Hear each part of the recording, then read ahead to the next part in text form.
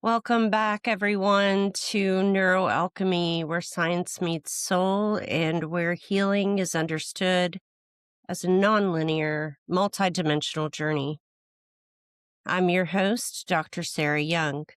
Here on NeuroAlchemy, we slow conversations down on purpose. We define our terms, we name complexity without overwhelming. And we approach healing as a multidimensional, nonlinear process that honors both the brain and the lived human experience. Today, we're exploring something that quietly shapes every part of our lives, the subconscious. Not just what we think, but what lives underneath our thoughts, the beliefs we didn't consciously choose, the patterns we learned for survival, and how those unseen layers influence identity, worthiness, success, and becoming. Our guest today is Melissa Marina, a destiny and success mentor, subconscious healer, and guide for high-achieving, heart-centered leaders. Her work helps people dissolve deep internal fears, blocks, and patterns that keep them from stepping into the life and the self that they feel meant for. Melissa, we're really glad that you're here. Thank you so much for having me. I'm so excited about this conversation and you unpacked it in such a poetic way. I've never actually heard anyone speak about the different, dimensional lenses to our embodied experience. Before we dive in, I want to offer this gentle invitation to listeners. Pause when you need to. Nothing here is about force or perfection. Feel free to take a breath. You don't need to decide anything today. Melissa, before we begin, I always like to just arrive gently and say, how's your day been going so far, either physically, energetically, however you're experiencing life today? You know what? While there is a temptation to give you my picture perfect answer, I'm in my third trimester of pregnancy. I'm currently 7 months pregnant, and my Wow, it's so challenging. congratulations.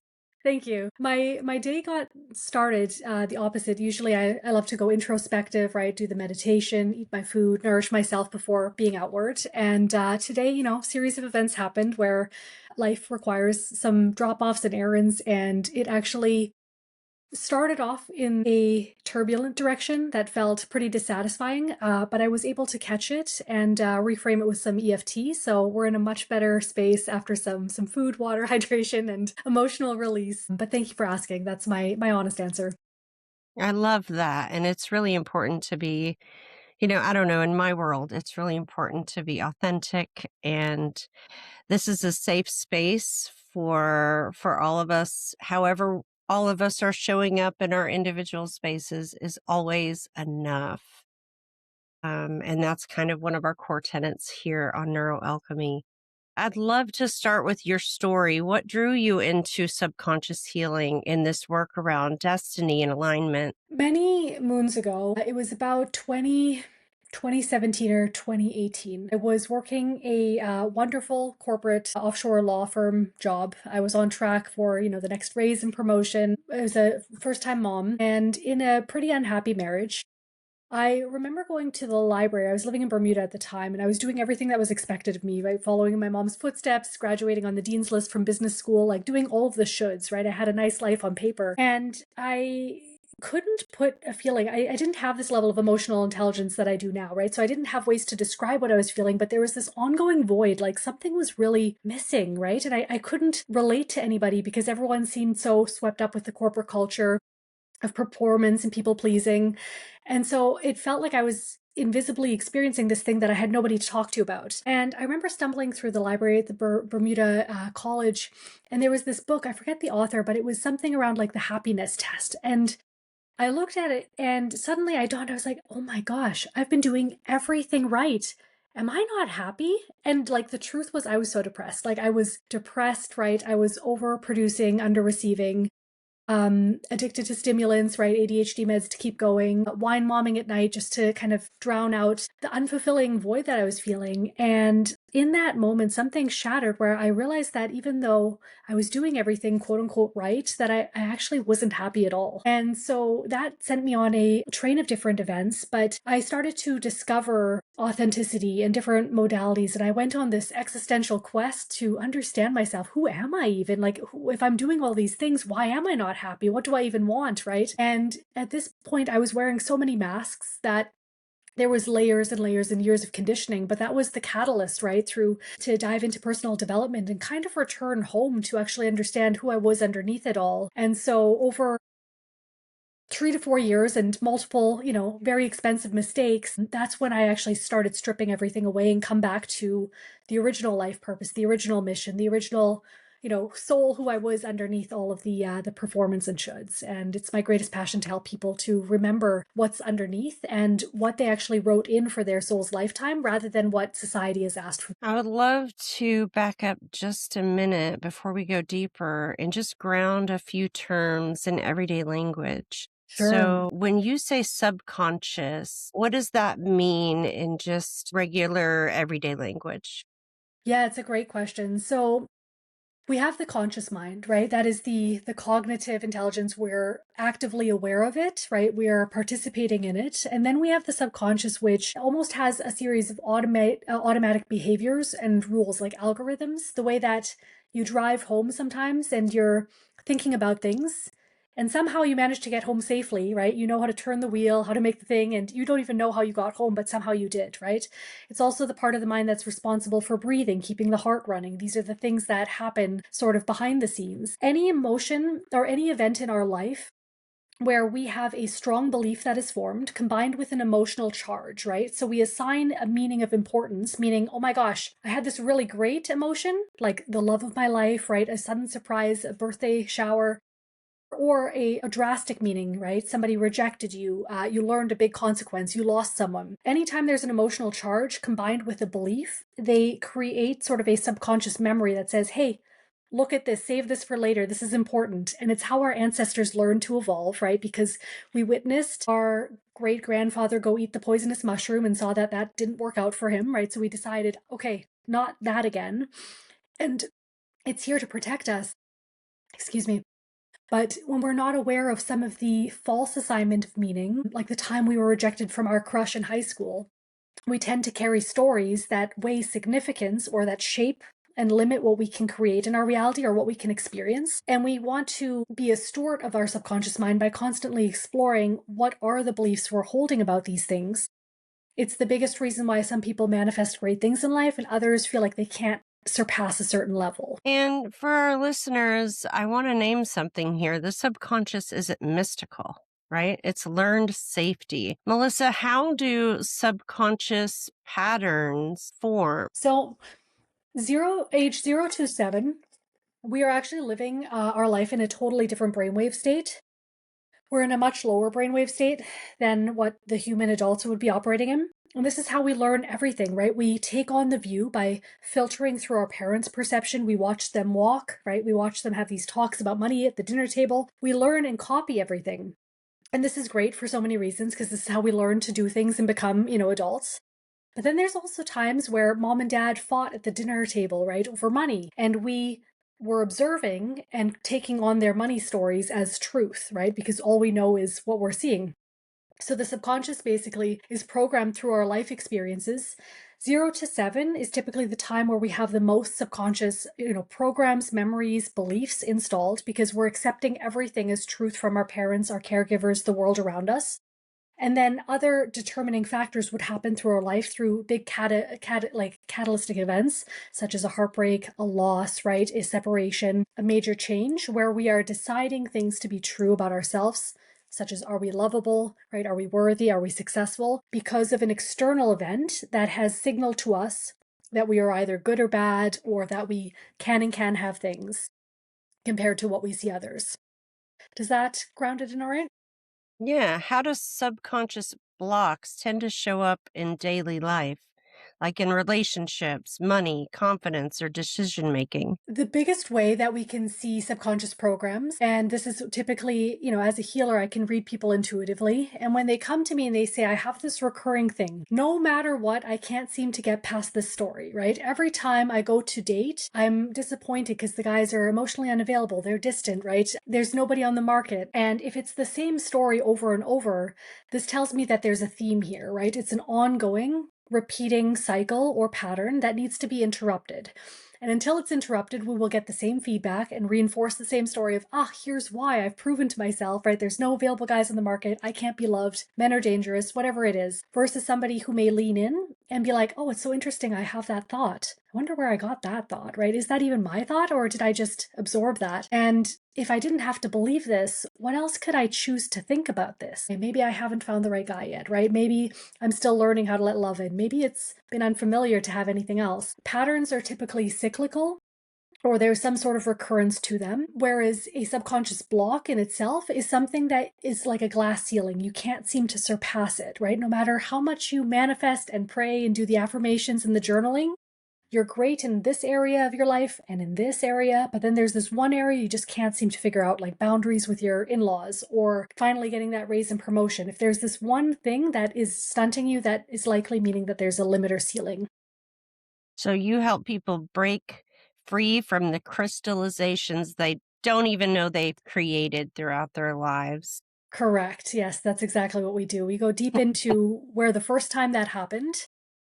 What was the belief that you decided at that time? And then usually there's a couple different layers, such as trapped emotions, right? The beliefs that we talked about, as well as soul cords and contracts to other people that reinforce the same story or the same drama over and over. And what usually surprises people most when they begin seeing their patterns more clearly? I would say the biggest surprising factor is that over 90% of your beliefs are not actually your own. They're filtered from the collective. They're programmed from the media. We buy them from mom and dad. We relate to others in our friend circles by resonating on the same topics, but a lot of them are not actually our own unique beliefs. We've agreed with them as true. And there's some amazing spiritual books like The Four Agreements that talk about other people's projections of truth, and we can either accept them, but sometimes people don't have the awareness that you can actually decide to deny a belief and not accept it as real. And it's not about gaslighting ourselves or saying that pigs can fly. It's basically saying that feels like a limiting belief, such as take somebody with a very religious background. I believe that there's truth to all religions, right? There's beauty in all religions, all walks of life. Now, if somebody has a particularly religious upbringing, where some of the faith-based teachings, while there's a great intention, maybe there's a sliver of distortion in them that keeps people disempowered, right? Waiting for God to rescue them, waiting for heaven for life to kindly get good. In those moments, they've accepted that as truth, so they live their life by it. But there's also a ton of people who could experience more profound states of joy, right? What we call heaven on earth bliss in everyday life without waiting for life to get good. On this show, we talk a lot about nervous system safety. Fear doesn't just live in the mind, but it also lives in the body. Mm-hmm. Melissa, how do you see fear stored somatically? This is huge. So, a lot of the times, the very subconscious memories that we just spoke about can actually be traced to certain parts of the body, the fascia, or our energy field. So, a lot of the times, if we have a trigger, we actually want to feel into where that emotion exists or where are we noticing the sensation that's lighting up for us, right? Such as our chest pain, like an unease in our stomach, right? If undealt with, they can also lead to chronic, manifestations of illness. Like I struggled with chronic migraines for years and years and years as somebody that has recovered from complex PTSD. Now, the funny thing is too around nervous system safety is we cannot start to heal on a higher level if our body's baseline is unmet. So if we're in fight or flight and activated survival mode, if I were to come in and be like, just calm down, relax, it'll be all okay. You'll be like, okay, screw you. That's not what I need, right? But the body will also be too out of balance to actually allow the deep healing to complete. So nervous system safety is one of the base things that we look at first. And also creating safety about if I were to let go of this belief, am I actually safe to move past this? You'd be surprised to see how many people have a sort of secondary gain or an unconscious benefit to keeping a certain pain, suffering, or story in place because it's all that they know. And everything's all interconnected, isn't it? People like to put things in little boxes, the body here, the mind here, the emotion here, but really they're all playing together. And if we don't look at all the dimensions, and they might not be all of them for all things either, right? But if we don't consider the multiple perspectives, then we're not looking at it from a holistic place. Why do you think that people often repeat the same patterns even when they want to change? It's a great question. So our subconscious mind is wired for familiarity. This is our way to escape threats, right? It's our way to survive, and it prefers familiarity and even the most uncomfortable comfort zone rather than uncertainty of the new, right? Because it's like an algorithm. It has the data. It can predict what's going to happen even if it hurts for the 17th time over. Now, most people are very smart. They don't actively want the relationship block, the money block, the job block, right? They don't want the same trigger or trauma to keep happening. They know they're meant for more, but unless they've actually created a bridge to safety to allow for the new, future that hasn't been proven yet to unfold, the subconscious mind will steer you, right, in times where it can go back to what's familiar over what is uncomfortable. So this is where some people get led astray because they do too much growth all at once, too much healing all at once, and then they manifest like a healing crisis rather than creating small incremental changes to reprogram and rewire the beliefs, right, to create safety within the body over time that can be reinforced. And it's like a house of cards, right? Like as you grow the muscle, it becomes easier to maintain consistently, but we want to make sure that it's an ongoing sort of self-care practice rather than this one-time like all in all out act, because it can create too much friction. The importance of consistency can never be understated. How are identity, safety, and expansion connected? Identity, expansion, and what was the third? Safety? Safety. This is huge. So I work with a lot of coaches, right? Entrepreneurs, aspiring business owners that want to go all in on their purpose. They know they have this dream or they're figuring out this dream. They know they're meant for more. And if they have been trying to get their business off the ground, if they've been trying to get clients, right? Trying to get followers for a while, because they haven't mastered the skill yet, sometimes they can actually create a false identity or a false association of, I'm not meant for this, right? I'm not good at marketing. I'm not good at getting clients. And they start to make it mean something about themselves, right? Like, I'm not worthy. I must not be worthwhile. It's not good enough. Rather than seeing it as something that is, sure, like a skill that we're mastering and a challenge to figure out. But when we're going into these pieces of expansion, the fastest way to actually bypass some of the resistance we have to our next level goals or manifestations is to help shift our identity from someone who's trying to someone who's already chosen, right? From somebody who's maybe like the struggling healer, who's like a healer, like a closeted healer, but they have the corporate job and nobody could ever know that. If we have these conflicts between who we can be, it creates a resistance in our energy field, which can also limit the results we're getting. And I love to actually take my clients and people that I work with through a process of unraveling old identities, right? Either ones that are based on performance, based on old jobs and careers, just not serving, or ones where we're trying to do things, but we're not actually succeeding. And then revamping and bridging an identity of someone who is excelling in that and how they would think differently and act differently, because the self-concept will drive the behaviors. So if we don't see ourselves as worthy of being successful, of course, the behaviors that match, because again, the subconscious wants familiarity, would be things like procrastinating, sabotaging, distracting, numbing, derailing, versus someone that knows that they're successful in something. They'll have a much easier time taking action because there's no incongruence between their self-concept and the behaviors that need to take place as a result. And I'll add, growth doesn't feel safe to a nervous system that's been wired for survival either. Melissa, how do you help clients build safety while expanding? Safety while expanding requires letting go of all of the beliefs that tell us that leaving the known trajectories. For example, I have a lot of folks that, and like myself too, right? We were bought the lie that 9 to 5 employment is the safe thing to do, right? Saving for retirement is the safe thing to do. Now, there's some types of folks that will always be meant to be employees, and that's perfectly fine. Not everyone's meant to be an entrepreneur, right? But the type of folks that I tend to work with have those entrepreneurial aspirations. So if we're believing that our parents are more right, that 9 to 5 is the correct thing to do, and that veering out into our own businesses, our own creative projects is unsafe, it's going to create a lot of sabotage and resistance because we will be protecting ourselves unconsciously from a danger or threat that we cannot yet perceive. Right? So in those moments where we are reaching to a new height or out creating ourselves, and that requires a little bit of a healthy stretch, we want to up our self-care. So making sure that we have time to discharge the stress from our bodies after doing something outside of our growth zone. We want to make sure that we're not pushing too much to the point of like burnout, right? Or shooting our nervous system. Because if we do too much growth all at once and we actually get out of our window of tolerance, we go into overwhelm and then we end up having a freeze response. I'll actually tell you a quick story. Over winter break, I was learning something new in my business and I knew it needed to happen. But I actually thought that I was in the middle of this quantum leap. For about 6 weeks, I had a blind spot that I actually went into freeze response because I was pushing too hard against a new goal without actually creating time to replenish myself, time to retreat from the discomfort.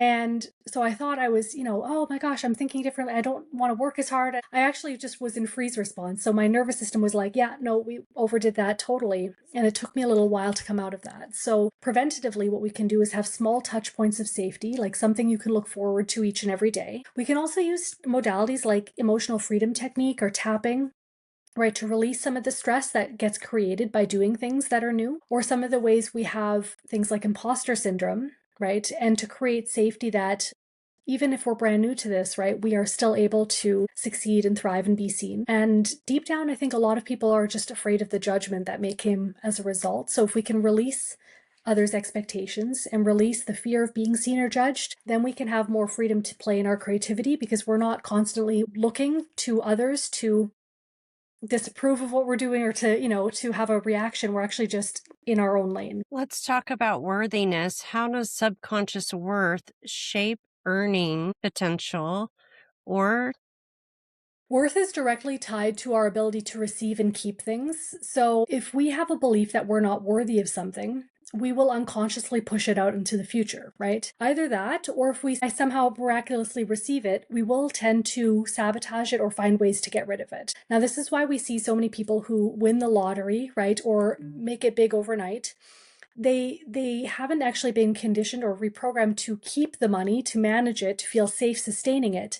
So they find ways to go into bankruptcy, right? They lose it overnight. They make a big, expensive gambling mistake, or they manifest what's called an upper limit problem, which is sort of like a scandal, right? An affair or something that creates an external drama to actually bring us down back to where we feel more familiar on a lower vibrational state. how does identity evolution differ from hustle culture? I think it's inevitable that we're heading in this direction and we're already unraveling a lot. It takes people like yourself, the viewers on this audience, myself, to constantly reframe what we're no longer available for, what we're no longer saying yes to. And even corporations, right? They're taking a notice. There's a big shift in going from performance only, how much can we milk them, how hard can we make them work, to how can we actually nourish and shower our employees with appreciation, right? Give them wellness breaks and stuff so that they can be really happy, so that they want to stay. And we're really moving away from this sort of like factory industry age of thinking, which is so long ago. None of us, for the most part, even work in factories anymore, but our whole 9 to 5 culture is designed around that. So we're learning that, we're here for the long game. It's not about just outperforming all the time. And when we are in flow with the seasons, the cycles of rest, play, creativity, and then peak performance, we do a way better job, right? And we also take better care of ourselves, which leads to better health outcomes, better mental health. It's a really holistic, I think, a shift And in more productivity and efficiency from a business totally. perspective when we take care of ourselves and we rest enough. The studies have found that people are more productive and they're happier. Absolutely. Yeah. I saw, I can't remember the study, but I saw something around the surprising benefits of nap pods. So some corporations like Nike and Google, they'll actually have these like little nap bunkers. And it's insane to see productivity skyrocket by literally giving their employees a place to, take a siesta, right? A little afternoon snooze. Yeah, the brain absolutely needs it. It's one of the hardest working organs in the body, right? It's constantly working, even picking up on things that people don't even think about, right? So, Mm, like, you're talking to me right now, but your brain is also still recording the sound of whatever sounds are nearby or whoever's outside or the colors of the walls or the distance between you and the wall, right? mhm. It's constantly calculating. Your Fascinating. work your work beautifully bridges somatic shifts and subconscious shifts. How do you see nervous system regulations supporting expansion? Oh, gosh, in so many ways, right? So one, you like your kids, your family deserves to see you thrive, right? The most beneficial thing that you can do for anyone is be quote unquote selfish enough to pour into yourself first, right? So that you are from a state of overflow, from thriving. Your husband or partner or person, your human, wants nothing more than to see you with a twinkle in your eye because you're lit up by life, right? Because you're pouring into all those things and you can be a better lover, a better mother, partner, father, right? Employer, all of these things when we cultivate ourselves first. The other thing is it's really difficult to manifest in a state of dysregulation. Manifestation requires us to surrender to the assumption that things are working out in our favor, that they are done, that they are aligning, and to live almost in this state of delusional optimism, right? That things that we want are actively available to us. Now, I can tell you that my mindset is so much different when I'm in a regulated state. If something happens that throws me into a flight, a fight, or a freeze response, my mindset is not as optimistic, right? It is not as open and it's not as sponge-like. I'm not able to think about new things because I'm stuck in the story, the problem, right? The limits or the immediate threats that I'm reconciling.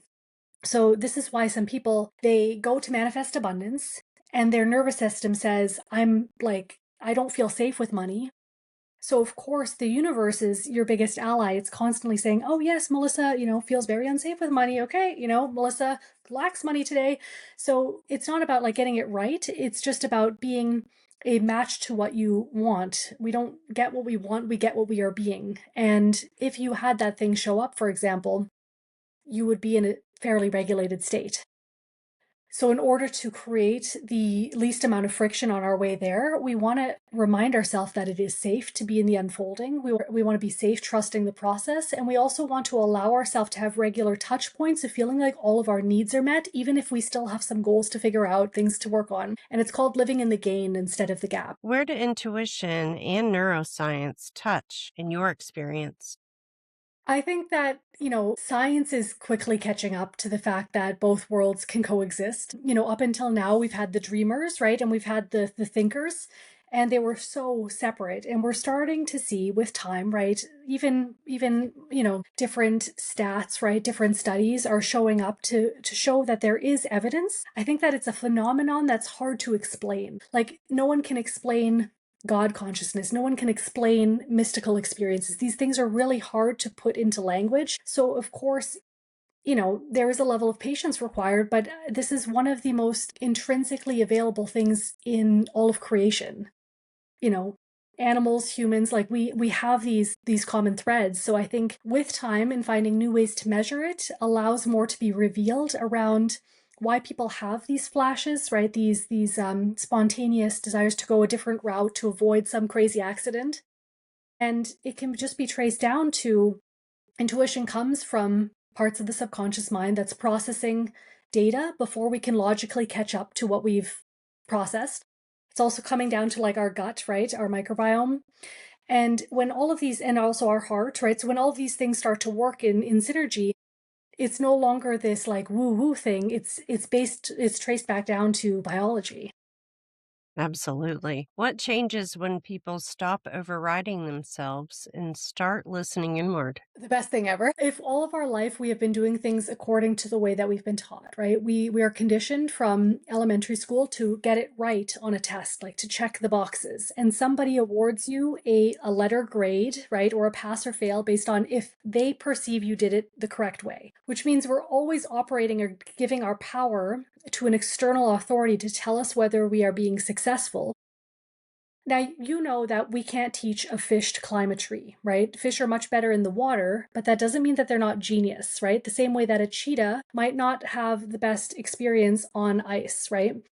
So as neurospicy individuals, right, and a wide array of human beings with different gifts, if we're no longer outsourcing our power to an external person or process or strategy, and we're actually coming back to your little quirks, your zone of genius, your gifts, and the way that you're uniquely designed to be a catalyst for change in the world, then we're also allowing ourselves to create these amazing shortcuts and miracles by following our own guidance and intuition and synchronicity. Sometimes the universe can take you far further than you would have by knocking on doors that weren't ready to open, because we're in the flow with divine timing, we're in the flow with the natural order to things. And things can rearrange itself because we're actually flexible to the best way to get to our goals rather than somebody's like check marks of getting it quote unquote right. You speak about timeline potential. For someone hearing that phrase for the first time, how might you explain it in accessible terms? Timeline potential is such a superpower and one of the best hacks if you cultivate this relationship within yourself. So as you know, every single choice, right, leads to like almost like a butterfly effect, right? If I wake up and I take the stairs versus the escalator, if I take the apple versus the orange, if I hold the door open for someone versus not, like it leads to what we call a parallel timeline, a parallel reality that otherwise wouldn't have happened if I didn't go down that path, right? So, for big life decisions, what we can start to do is read into if I make this choice today, right? Will this create more for me? Will this be a choice that leads me to a future that I'm happy with? Will this profit me if you're doing something business wise? Will this lead to more fun in life experiences? If I say no to this, is this an opportunity to take me off track, right? Is this a distraction to my potential, to my purpose? And so we start to become really curious about asking very intelligent questions before making a big choice to consider what it might lead to. And the best way to actually do that is bringing it right back to the body. So for people on the call, what you can do in this moment is just tap into your body's wisdom, because your soul and your intuition will speak to you. And is it okay if we take a second to demonstrate this? Yeah, Yeah. absolutely. Please. So this is what we call like muscle testing. Some of you guys may know what this feels like. You want your body to actually just have your feet like planted on the ground, grab a glass of water, like make sure you're hydrated before you do this, but you want to actually ask your body, hey body, show me what a yes looks like. Show me what a soul yes looks like. Okay, now I don't know if you can see this, but if I'm doing it, body, show me what a yes looks like. I'm going out of my chair. I'm moving upwards. My chest is opening. I want to move forward. It's like I'm leaning up and out. Okay. That's my personal yes. Yours may be different, but just register what it looks like. And you can say, okay, hey body, show me what a no looks like. I'm like, there's this heaviness in my sacral, like in my womb. It's like dead weight. It's pulling me down. I'm actually leaning back and I'm physically almost getting away. It's very nuanced, but I want to go away from the answer. So now that you have your yes, no, my expansion formula for any life considerations is one, will this create more for me? So imagine you're considering investing in this like amazing retreat, right? You're going to the Amazon, the jungle, there's like all these cool breakthroughs. It has a price tag, let's be real. And sometimes we get derailed or we avoid the most life-changing opportunities simply because of financials. Now, you might not know that if you go on this trip, not only are you going to have this big breakthrough and catalyst in your healing, maybe you'll meet the love of your life. Maybe you'll actually get a client from it. Maybe somebody would refer you business that like pays for the whole trip, right? So what we can do is we can say, truth, would this create more for me? Body, if I do this thing, would this create more for me? Meaning more expansion, more joy, more abundance, right? It would somehow expand my life. And these are things that we would want to actually challenge our beliefs if I can't afford it, or maybe I'm not ready for this, to allow ourselves to go through the expansion gateway, which opens up insane miracles. I did this last spring. I got invited to speak at my first manifestation retreat. It did not make linear sense. It was just during my birthday week. I was in the middle of a trip actually away with my fiance. I was terrified of going all the way. I also live in Canada. So they invited me to fly down to the middle of the desert and speak with a bunch of strangers. And so my mind was like, what if I go down there and like it rains? What if nobody's there? What if they bail? What if I get all the way to Joshua Tree? It's like an 8-hour flight. Melissa, are you really going to fly 8 hours to go speak for 25 minutes? Like that's insane. But because I did it, I was referred my first $10,000 client. I also opened up an entire timeline of being referred to speak at other things. I ended up traveling like 6 times that year as a result of that one trip. Now, prior to that, I was blocked on travel, I was blocked on speaking, and I did not have any clients like beyond $1,000. That would have never happened if I didn't take the leap of faith. So this is where these questions can come in. One of the other things that you can ask for is, if I were to choose this, would this lead to a future that I'm happy with? And this makes for really good purchases. If you're at like a store and you're considering bringing something home, would it lead to a future I'm happy with? Means you'd wear it a lot, you'd use it. But even for deeper things, if I were to go down this new career potential, would that lead to a life that I'm actually fulfilled by? And your body will give you a really, really insightful answer if we allow ourselves to trust the nudges that we get. How do people learn to trust their inner compass instead of that external noise? It actually starts with taking small moments to weave intuitive practice like what we did today into your day to day. Now, it's the same way you wouldn't go to a gym, right, as a first timer and work with some of those like body lifting guys to like bench press 200 pounds. The intuition is the same, right? So at this level of my career, because I do this professionally, I will purchase a home based on intuitive hits. I will make high stakes decisions. Not just, I will look at the data, I will look at the numbers for sure. The more data, the better. But I will also tap into what my intuition says. If you would have asked me to put that much stress, right, that many high stakes at the beginning when I was kind of wobbly on self-trust, no way. So what we want to start doing is ask ourselves, hey body, do you want to wear this today? Do you want to wear that? Do you want to take this route? Do you want to go that way? Right? And when we start to give our body a voice, and then we also start to follow, we open up to new data and possibilities, but then we also sometimes start to see the beautiful synchronicities because we're following it and then seeing, oh my gosh, that would have never happened if I didn't take this little detour to work. So start with things that have no major consequences. And then from there, you can start to build up the trust as good things happen and more synchronicities are on your path. You start to realize, okay, this actually can be trusted. And this is where we start to add more things to, to the repertoire of what you want to ask about, whether it's nutritional things, whether it is business decisions, whether it is love decisions, etc. What does aligned decision making feel like in the body? Aligned decision making in the body will typically feel, have you ever done a puzzle and it's like a complex puzzle and then there's the one puzzle piece that just fits? Like there's no questioning. Even if it scares you, even if the answer scares you because it's the thing that you're kind of avoiding doing, that you know is good for you, there's no story attached. It's like, okay, right? Intuition's not going to be the answer that always makes you the most comfortable. It's not the easy answer. It's not the, well, should I go to the beach and kumbaya all day answer? Some of the time, maybe it is, but right. It's sometimes actually the answer that will thrill you the most, but there's no story to it. There's no doubt. There's no need to justify. There's no back and forth. It usually just drops in as truth and it feels like something that brings you home. The other thing about your intuition is your higher self, right, will never ask you to do anything that is contrary to your values.